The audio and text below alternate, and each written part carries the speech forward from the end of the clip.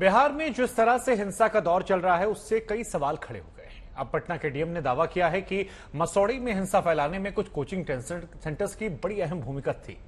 इन तमाम छात्रों को भड़काने के आरोप में 2 कोचिंग सेंटर ऐसे हैं जिन पर एफआईआर दर्ज हुई है। मसौड़ी सिर्फ अकेली जगह नहीं है जहां पर हिंसा भड़की, जिसके पीछे साजिश वाले एंगल की जांच चल रही है, बल्कि साजिश की आग जो है ये बिहार से लेकर यूपी तक फैली हुई है और इसके तमाम सबूत जो है सामने आ रहे हैं। एक सबूत इस वक्त हम आपको दिखा भी रहे हैं। यूपी में कानपुर पुलिस को शुक्रवार को एक व्हाट्सएप ग्रुप चैट का स्क्रीनशॉट मिला, जिसे इस वक्त हम आपकी टीवी स्क्रीन पर दिखा रहे हैं। इस व्हाट्सएप ग्रुप का नाम TOD है, जिसमें हिंसा फैलाने की कोशिश की गई है। इस ग्रुप में 247 लोग जुड़े हैं जो कानपुर शहर के अलग अलग इलाकों में हिंसा फैलाने की बात कर रहे हैं और एक पुलिस चौकी को जलाने की ये तमाम लोग प्लानिंग कर रहे हैं और अब इनका स्क्रीनशॉट पुलिस प्रशासन के पास है। लेकिन इसके अलावा पटना के मसौड़ी में हिंसा की साजिश का खुलासा हुआ, जिसमें कई कोचिंग सेंटर्स अब संदेह के घेरे में हैं। आज तक की संवाददाता मौसमी सिंह ने भी एक ऐसे ही कोचिंग सेंटर में जाकर जायजा लिया, जिस पर हिंसा भड़काने के लिए छात्रों को उकसाने के आरोप लगे हैं। हम लोग आरक्षण कोचिंग सेंटर पर हैं और हमारे साथ यहाँ के जो कोऑर्डिनेटर है, मैनेजिंग डायरेक्टर है अनिल और चंदन सर, वो हमारे साथ हैं। चंदन सर, आप लोग पर नजर प्रशासन बनाया हुआ है। आरोप है आप पे कि आप लोग ने बच्चों को सवेरे बैठक के लिए बुलाया और फिर यहाँ से संयोजित तरीके से जो है उपद्रव फैलाया गया। नहीं, ऐसा बात नहीं होगा। हम लोग कभी ऐसा कल्पना भी नहीं कर सकते हैं कि बच्चों को भविष्य के साथ खिलवाड़ करें। दूसरी बात कि हम लोग को पता ही नहीं था कि आज जो क्या बोलता है कि दंगा वगैरह की सिस्टम था, वो हमें खुद ही मालूम नहीं था। हम लोग एटलीस्ट जहानाबाद पढ़ा रहे थे, तो हम लोग वहाँ से 7:30 में यहाँ करवन आ गए। कुछ बच्चे इसकी बात के बारे में हमको कहा, जैसे तुरंत हमने छुट्टी 7:30 पौने 8 के बीच में हम लोग दे दी। नहीं, कुछ बच्चे आ चुके थे पढ़ने, तो हमने तुरंत उसको छुट्टी दे दी कि बच्चों कम से कम जितना जल्दी हो सके घर चले, क्योंकि जहानाबाद हम लोग थे तो हमको बच्चा वहीं कह दिया कि सर ट्रेन वगैरह बंद है। तो ट्रेन बंद होने से करवन 50% बच्चा तो ऐसे ही नहीं आ पाया था और कुछ जो बच्चे आए उसको लगभग पौने 8 या 8:30 के बीच में हमने उसको कहे कि चल जाओ बाबू, यहाँ पर कुछ दिक्कत हो जाएगा तो फिर दिक्कत आप लोग को, क्योंकि अभी आपको भविष्य देखना। बच्चा आया था सुबह, समथिंग मान के चलिए मैक्सिमम 150 के आसपास होगा बच्चे। का काम नहीं किया? नहीं, एक गुनी तो हम लोग को खुद पता नहीं कि क्या होता है ऐसा चीजों को। दूसरी बात मैडम, हमने एक चीज कहा कि रेलवे स्टेशन तक आपको नहीं जाना है, जहाँ पर बस स्टैंड है वहां से नहीं होकर गुजरना है। तो आपके बच्चे रेलवे से जाते हैं, बस से आते हैं, दूर दूर से आते हैं? हाँ, दूर दूर से आते हैं मैडम। तो कैसे गए होंगे? दूसरी बात की रेल से जो आने वाले बच्चे थे सुबह में 7:30 तो ट्रेन चल ही नहीं रहा था, तो हाईवे नहीं किए। तो जो बच्चे थे कुछ साइकिल से आए। तो पुलिस प्रशासन, आप बताइए जी, पुलिस, आपके मैनेजिंग डायरेक्टर, पुलिस प्रशासन क्यों कह रहा है कि आरक्षण की भूमिका डालते हैं? नहीं, तो इसलिए उनको सब ऐसा लग रहा है, लेकिन ऐसा कुछ है नहीं। बच्चा नहीं, ऐसा कुछ नहीं। एक बच्चा जो है एक मेरा परिवार है। हम कभी नहीं चाहेंगे कि मेरा परिवार को किसी तरह का कुछ हो या इस तरह का बात हम कभी नहीं बोल सके, काहे कि उसी पर हम डिपेंड हैं। जिस पर हम डिपेंड है उसी का हम भड़काव करेंगे तो ऐसा कभी पॉसिबल नहीं। पुलिस ने कुछ बातचीत की आपसे? पुलिस से हमारे पास कोई वार्तालाप नहीं है, हमारे संस्थान के पास कभी आए। इधर बिहार में अग्निपथ का विरोध सबसे ज्यादा हो रहा है, लेकिन देश के कम से कम 14 राज्य ऐसे हैं जहां पर विरोध की ये आग फैल चुकी है। कई जगह ऐसी है जहां पर हिंसक प्रदर्शन का रूप भी ले चुकी है, लेकिन विरोध के नाम पर हिंसा न तो जायज ठहराई जा सकती है और न ही ये बर्दाश्त की जा सकती है। अगर विरोध प्रदर्शन की आड़ में कोई हिंसा फैलाता है तो उसके खिलाफ सख्त से सख्त एक्शन होना चाहिए, ताकि मुट्ठी भर लोग युवाओं के जायज विरोध को बदनाम न कर सकें और किसी को यह मौका न मिले कि वो अग्निपथ के विरोध की आवाज को नजरअंदाज कर सके, फिर चाहे बात बिहार की हो, यूपी की हो, राजस्थान की हो, हरियाणा की हो या फिर दक्षिण भारत की। विरोध के नाम पर हिंसा फैलाना गलत है और ये गलत ही रहेगा। ये तस्वीरें हम आपको दिखा रहे हैं जिस तरह से आज घटनाएं घटित हुई। वैसे आपको बता दें कि देश भर में अग्निपथ के खिलाफ तेज होते विरोधी प्रदर्शन को देखकर आज रक्षा मंत्री राजनाथ सिंह ने सेना प्रमुखों के साथ एक अहम मुलाकात की और उसके बाद एक बेहद महत्वपूर्ण ऐलान रक्षा मंत्रालय की तरफ से किया गया। इस ऐलान को भी हम आपको दिखाते समझाते हैं। इसके मुताबिक अब रक्षा मंत्रालय में नौकरी के लिए अग्निवीरों को 10% आरक्षण मिलेगा। रक्षा मंत्रालय के इंडियन कोस्ट गार्ड और डिफेंस सिविलियन पोस्ट पर अग्निवीरों को आरक्षण मिलेगा। इसके साथ ही डिफेंस पब्लिक सेक्टर अंडरटेकिंग की 16 कंपनियों में नियुक्तियों में आरक्षण मिलेगा। इससे पहले गृह मंत्रालय ने भी अग्निवीरों के लिए CAPFS यानी केंद्रीय सशस्त्र पुलिस बल और असम राइफल्स में भर्ती के लिए 10% आरक्षण देने का बड़ा फैसला किया था। नागरिक उड्डयन मंत्रालय ने भी ट्विटर पर ऐलान किया कि वो अपने अधीन आने वाले अलग अलग सर्विसेज में अग्निवीरों को वरीयता देंगे।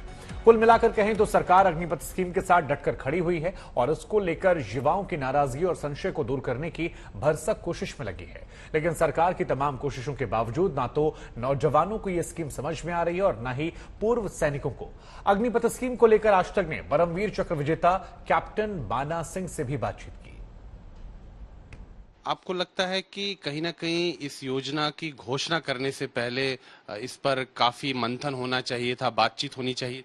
बिल्कुल बिल्कुल होनी चाहिए थी। अगर वो पास हो जाता तब इसको लागू करने में या कहने में कुछ अच्छा लगता था। अभी कर कुछ रहे हैं, हो कुछ रहा है। ये तो एक डिक्टेटरशिप है कि ये होगा लागू करके ही छोड़ेंगे। ये बिल्कुल ही सरासर गलत है। और मैं ये भी कहना चाहता हूं कि अगर ऐसी हालत रही तो देश का कहीं पलटा ही ना बच जाए। क्यों कि दूसरे देश भी, पाकिस्तान पड़ोसी देश है हमारा, वो भी इसका बेनिफिट ले सकता है। क्योंकि जो इन्होंने योजना बनाई है, इनको क्या मालूम है फौज क्या है। फौज कच्चे धागे से बांधी है और वो काम कर रही है, देश के लिए कर रही है। मगर इन लोगों ने ऐसा बना दिया फौज को कि खिलौने की तरह, जैसे प्लास्टिक का खिलौना होता है, बेचना है और फेंक देना है। ये बिल्कुल सरासर गलत है। हम इसके फेवर में नहीं है। पूरी आर्मी है जो रिटायर भी है, हम भी इसके फेवर में नहीं है कि उन बच्चों को 4 साल के बाद निकाला जाएगा। जब वो 24 साल होगा वो घर आ जाएगा और फिर इनकी जान को रोएगा।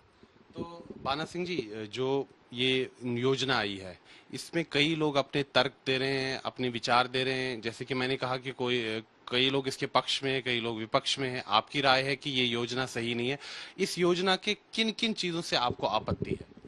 सबसे पहले ये जो क्राइटेरिया बनाया गया है ये सरासर गलत है। वही ये 4 साल या 5 साल कहते हैं कि हमें पूरे जैसे चाइना है वैसे ही हमने ट्रेन करना है। अरे उनको तो डिक्टेटरशिप है वहां पर, वो तो कर रहे हैं, जबरदस्ती कर रहे हैं ट्रेनिंग। जब 4 साल करके बाद उनको भेज देते हैं। एक आदमी की जहाँ से सब लोगों को आज़ादी है, सब लोग अपना हक मांग सकते हैं और वो होना भी चाहिए। ऐसे थोड़ा सहना है कच्चे धागे से बांधिए, जो चाहो वो करो, जहाँ फेंको वहाँ मरवाओ जाकर। ये तो वो खत्म करने वाली बात है, बिल्कुल गलत है। कुछ अफसर भी, जो सीनियर अफसर है, वो कुछ बोला उन्होंने कि कुछ नाम मिटाने के लिए, रेजिमेंटों का नाम मिटाने के लिए, कुछ नाम मिटाने का सवाल मचा है उसमें एक नई तरह की समस्या पैदा हो गई है। बिहार में इस मसले को लेकर सबसे ज्यादा हंगामा हुआ है और वहां इस मसले को लेकर बीजेपी और जेडीयू आमने सामने आ गए हैं। दरअसल बिहार में हंगामे के बीच बीजेपी ऑफिसों और नेताओं के घरों पर लगातार हमले हो रहे और इसको लेकर बीजेपी ने सरकारी मशीनरी पर गंभीर आरोप लगाए हैं। आरोप प्रत्यारोप के बीच में बीजेपी के 12 नेताओं को वाई श्रेणी की सुरक्षा दी गई है। बीजेपी के प्रदेश अध्यक्ष संजय जायसवाल इस लिस्ट में हैं। संजय जायसवाल ने ही कानून व्यवस्था पर बड़े सवाल उठाए थे।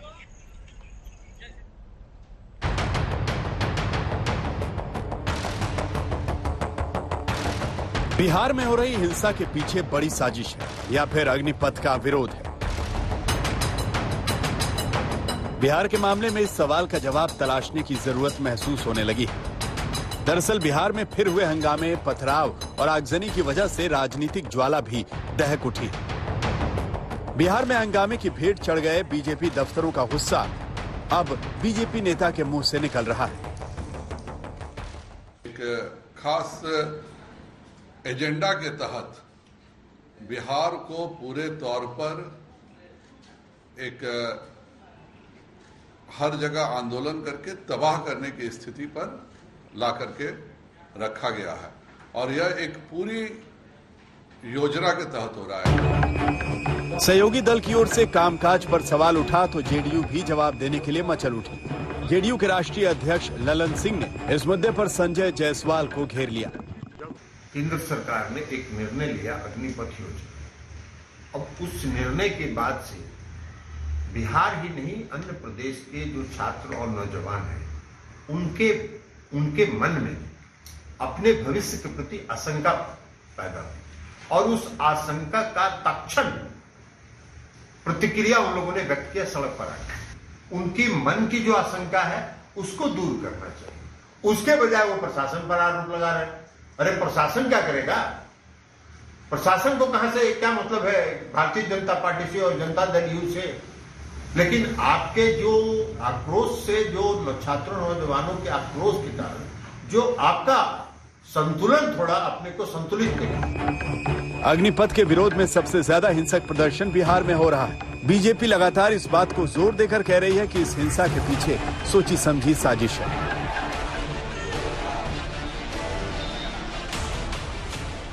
6 महीना ट्रेनिंग मोदी जी किसके लिए, राजनाथ जी किसके लिए?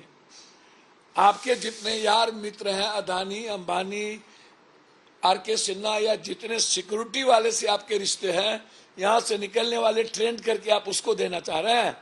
देखिए, ये युवाओं के नाम पर जो शरारती तत्व हैं, जो बिहार को और देश को अस्थिर करना चाहते हैं, ऐसे तत्व इस तरह के आंदोलन में उनका प्रवेश हुआ है और उसके कारण ये सारी परिस्थितियां बनी है। देखिए, शरारती तत्व हैं और उसके पीछे जो एक राजनीतिक जो ताकत है, वो ऐसे लोगों की ताकत है जिसने बिहार को दोहन करने का काम किया है। इस मामले में बिहार के शासन प्रशासन पर हिंसा रोकने की नाकामी पर सवाल उठने लगे तो जेडीयू नेताओं ने भी मोर्चा संभाला और केंद्र सरकार की स्कीम पर सवाल उठाने लगे। गुस्सा छात्रों का स्वाभाविक रूप से भारत सरकार के खिलाफ होगा, क्योंकि यह जो निर्णय है, जिस निर्णय के खिलाफ आज सड़क पर छात्र नौजवान हैं, यह निर्णय कोई बिहार सरकार का निर्णय नहीं है, भारत सरकार का निर्णय है। और इसमें तो पार्टी की ओर से हमने और हमारे राष्ट्रीय अध्यक्ष जी ने अपना व्यू बताया भी है। भारत सरकार से हम लोगों ने भी आग्रह किया है कि भारत सरकार को इस निर्णय पर पुनर्विचार करना चाहिए। तो स्वाभाविक रूप से क्योंकि भारत सरकार का निर्णय है तो गुस्सा उनके प्रति ही होगा। बिहार में बीजेपी और जेडीयू की वर्षों से सरकार चल रही है, कई मुद्दों पर इनके मतभेद भी हैं, लेकिन अग्निपथ योजना को लेकर उठे विवाद में जिस तरीके से बीजेपी ने प्रशासन पर आरोप लगाया और उसका जवाब जिस तरीके से जेडीयू के राष्ट्रीय अध्यक्ष ने दिया, उससे इन दोनों के गठबंधन के बीच भविष्य के संकेत साफ दिखाई दे रहे हैं। कैमरामैन नदीम आलम के साथ सुजीत कुमार झा, पटना, आज तक।